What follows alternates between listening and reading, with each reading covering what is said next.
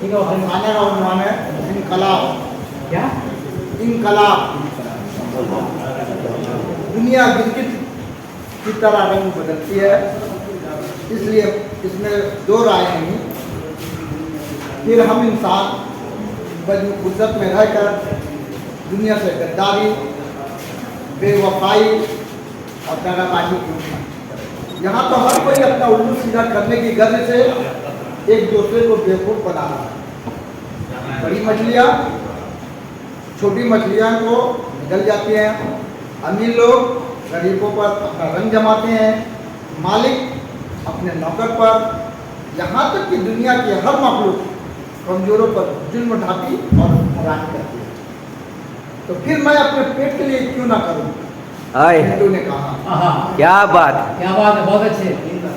चांद की चांदनी, फूलों की खुशबू, कोयल की कुकू और पपिया की पीपी की तरह तुम भी अपनी ज़िंदगी को निखार सकते हो। और ये उस वक्त मुमकिन है जब तुम इन तमाम बुराइयों को छोड़कर अच्छाइयों के रास्ते पर गामजन हो जाओ। जुम्मन ने मुस्कुराकर कहा, रहने दे, मुझे तेरी भाषण की ज़रूरत नहीं। अगर भाषण का इतना ही शौक है तो जा किसी सियासी लीडर की तरह भाषण देकर सीधे साधे आवाम को बेवकूफ़ बना। मिंटू ने तल्ख सुनाया, कभी भी ये पता नहीं चलता कि हिंदू कौन। मिंटू और जुम्मन अगर ये जात के एतबार से हिंदू और मुस्लिम थे, मगर दोनों के रहन सहन और बातों से कभी भी ये पता नहीं चलता कि हिंदू कौन और मुस्लिम कौन है। इस तरह से दिन महीने साल में गुजर गए। मिंटू बुराई में इस कदर गिरफ्तार हो गया, इससे बाहर निकलना मुश्किल हो गया। और मिंटू दिन धारे चोरी, छिनताई और डकैती करके अपना पेट पालता, मगर जुम्मन मेहनत मजदूरी करके अपनी ज़िंदगी बसर करता था। मिंटू जाहिल था, जबकि जुम्मन कुछ पढ़ा लिखा था और इसमें बात समझने की सलाहियत थी। शहर के हालात दिन ब दिन खराब होने लगे। अपना उल्लू सीधा करने के चक्कर में तमाम सियासी पार्टियां सीधे साधे आवाम को लड़ाकर अपनी कुर्सियां बचाने लगी और रुपए के जोर पर किराए के गुंडे से गुंडागर्दी करवा के शहर के शांति माहौल को दौरान में बदल दिया, ताकि इलेक्शन की जीत का सेहरा अपने सर बना रहे। और ये बात मिंटू अच्छी तरह जानता था, क्योंकि वो ऐसे काम करने का आदी बन गया था। उस रात हस्ब मामूल दोनों अपने अपने कामों से फारिग होने के बाद घर के दरवाजे पर बिछाकर बातें कर ही रहे थे कि जुम्मन ने मिंटू से कहा, देख यार, देख, कायनात का ऐसा हसीन मंजर देखने को बहुत कम मिलता है। चांद बादलों में छुप छुप कर निकल रहा है, जैसे वो बादलों से आग मचोली खेल रहा हो।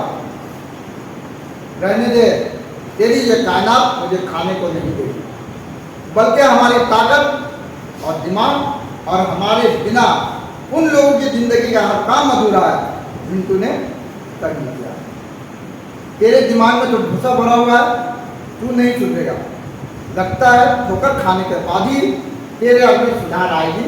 जुम्मन ने कहा, अरे मैं सिर्फ दुनिया ही नहीं बल्कि अपनी ज़िंदगी में भी इनकलाब लाना चाहता हूँ।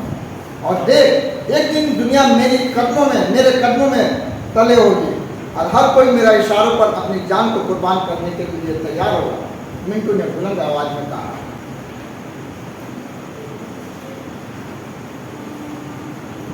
रात काफ़ी हो चुकी है, चलो खा लेते हैं। हाँ चलो चलो, जुम्मन ने लंबे नर्म लहजे में कहा। दोनों खाने पर बैठे ही थे कि अचानक शोरगुल की आवाज़ें सुनाई दी और कुछ ही लम्हों में बमों और गोलियों की आवाज़ों से कानों में गूंजने लगी। और फिर बिजली का गायब हो जाना परेशानी का बात बना। लालटेन जलाने के लिए माचिस ढूंढने लगा, मगर गुप्त अंधेरे में माचिस मिली नहीं। बड़ी मुश्किल से लालटेन को जलाया तो मिंटू वहाँ मौजूद नहीं था।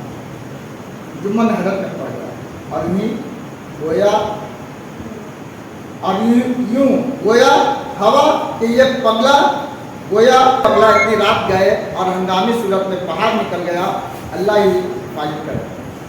पार्टी का मसला लेकर ही तो अपनी ज़िंदगी में इनकलाब पैदा कर चुका है। ना रातों की नींद और ना दिन को चैन, सिर्फ पार्टी ही पार्टी का रट लगाया जा रहा है। ना जाने पार्टी से इसको क्या मिलता है। अगर कुछ हो जाए तो ये सियासी पार्टियाँ झूठे मुझे तसल्ली भी देने को नहीं आती। जुम्मन मन ही मन में बड़बड़ा रहा था।